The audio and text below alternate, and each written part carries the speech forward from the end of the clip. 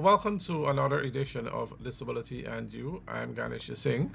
As usual, I'll be with you for approximately half of an hour.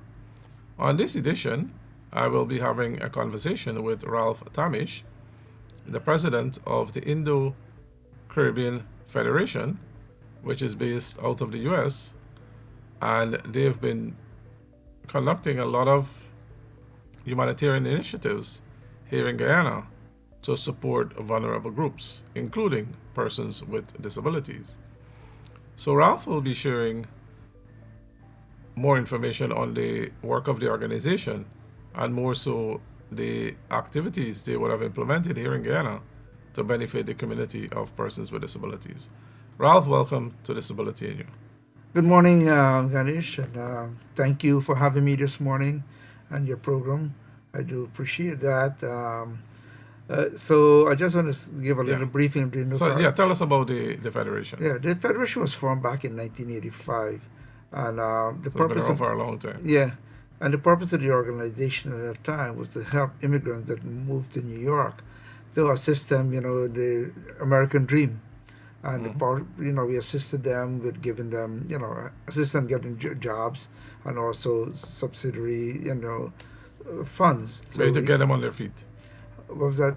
Get them on their feet, basically. Yes, yeah, basically to start the American dream. Mhm. And so we started with that, and then about 2 years after, we started doing the Indian Arrival Day celebration in New York. Mhm. And today, we just celebrated, actually early this month, we celebrated 40 years of service to the community in the Queens area in New York.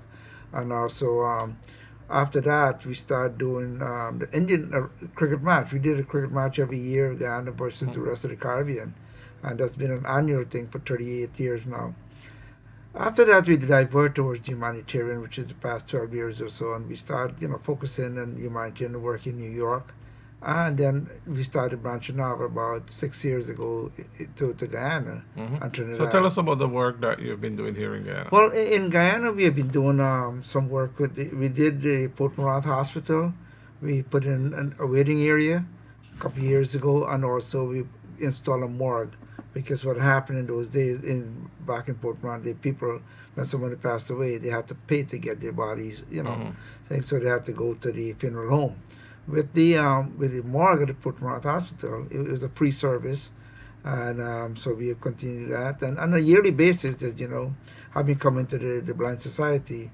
As a Guyana Society for the Blind. Right, and we've been doing that, and also last year we also did the Leg One Hospital maternity ward. We finished that project, and then we embarked on the one at the society, where we, retile the whole place and do a facelift on the inside, painted the walls and everything. So some rehabilitation work. Yeah, so a lot of stuff that, was there. I mean, I saw the situation there with the flooring. And, I reached out to Vikram Bharat, the Minister of Natural Resources. He assisted us, with the labor costs. So that project is completed now. And, we are looking to embark on something else that I'm here for also, to look into what next we're going to be doing in Guyana. And any plans to continue working with persons with disabilities? Oh yes, we are definitely. I went visited last week. I visited the David Rose School, and that's something that we're looking at something there to do.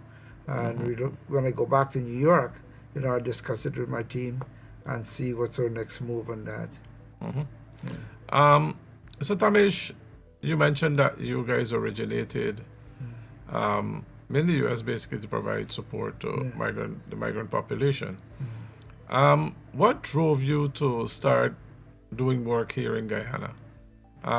Because I'm sure there's still a need to support persons that might be vulnerable from the migrant community in New York.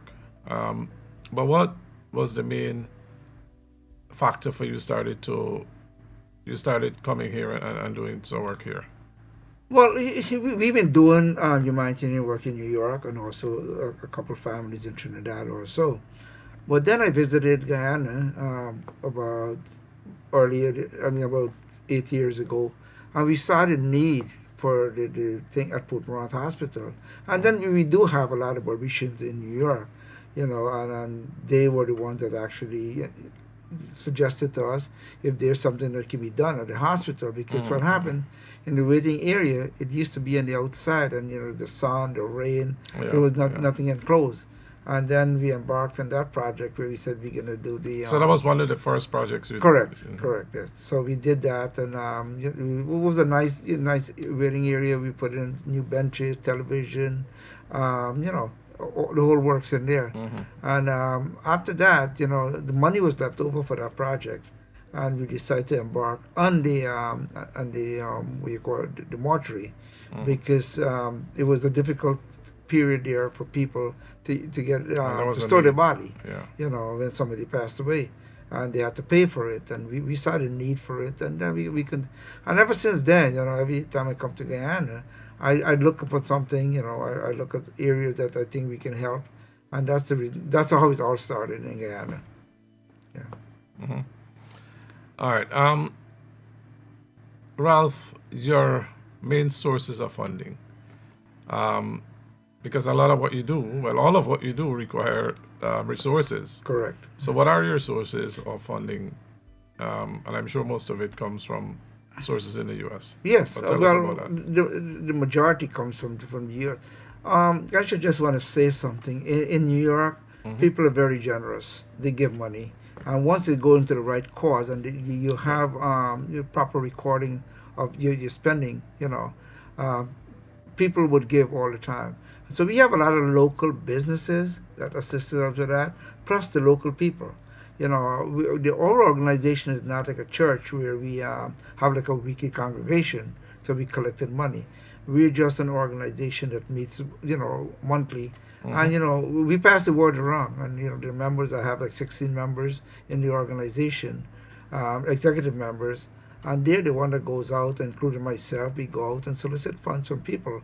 And, they all know what we're doing. And like I said, once they know where the money is being spent, they will continue to give, and especially for a good cause. And as you said, persons are very generous giving back, and especially when it's initiatives to benefit persons within their home country. Yeah. So it's mainly the Guyanese community you garner your funds from. Well, yes, basically, yeah. We do have a few, people from other countries that give, for Caribbean countries. So it's through letters and so on, or you have specific fundraising activities? Well, what we would do, if I identify a project here in Guyana, I would go back, bring it to my committee, and, after that, we will reach out to people. We will have like a meeting, general meeting for the public. And people come and we let them know, this is our past projects that we just completed, and this is what we are trying to embark on. And at that point, that's where we get our donation. We really don't go out on the streets and ask for money. We would normally have like a function, an event, and we would invite people, and they would come and donate towards the cause. And you pitch the idea for a specific project? Yes, correct. Yes, yeah. Because everybody wants to see. They want to see transparency. That's so true, especially in the NGO space. Yeah. Once it's transparent, it becomes much easier to get support, get funding. Ralph, like most NGOs, I'm sure the ICF would have encountered challenges over the years. Would you want to highlight, or could you highlight some of those challenges and how you guys were able to overcome them? Because it's an organization, as you said, it's almost 40 years in operation. How were you guys able to be sustained for such a long time and actually doing work? Well, Ganesh, one of the things, in New York, we don't have any challenges. There are minor challenges, but we can handle that. It's the challenges is here in Guyana. When we were doing the project in Berbice at the mortuary, we had bought this freezer, a 4-drawer freezer, and it came here through the Ministry of Health. We asked them permission, and the freezer came. It sat on the wharf for almost 3 months.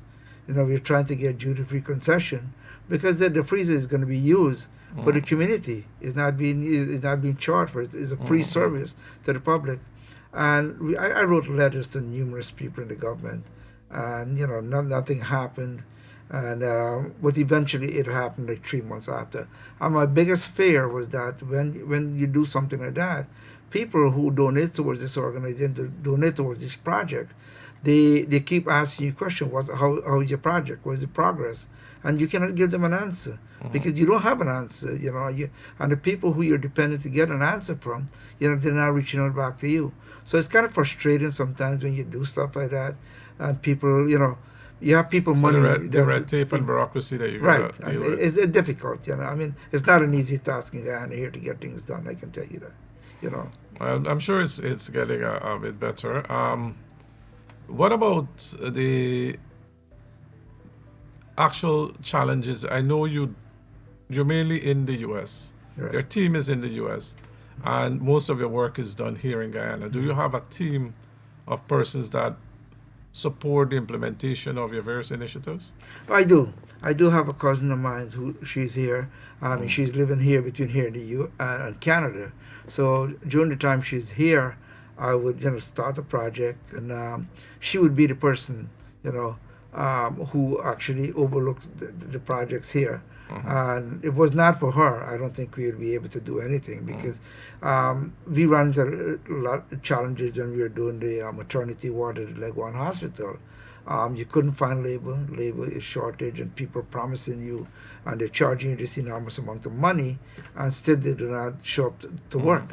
And something that should have took like three months went on to took like 8 months, and because she lives in Canal, and she has to go to Leg One, travel to Leg One to ensure that these guys are working, and that's one of the major challenges here in Guyana.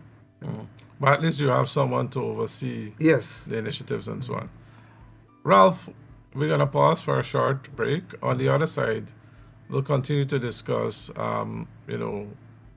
your support for persons with disabilities and what are some of your plans to continue working with this group. Before I continue my discussion with Ralph, I just want to highlight a few bits of or pieces of information from the disability community, so to speak. The Guyana Council of Organization for Persons with Disabilities, to be direct, they've recently completed the construction of 3 shade houses to support persons with disabilities, the training, and also to ensure that the community can be able to have a means of generating income and also to improve their food security.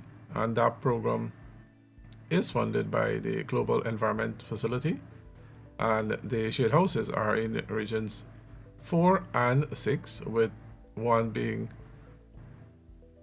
one scheduled to be constructed in region 3 in the coming weeks.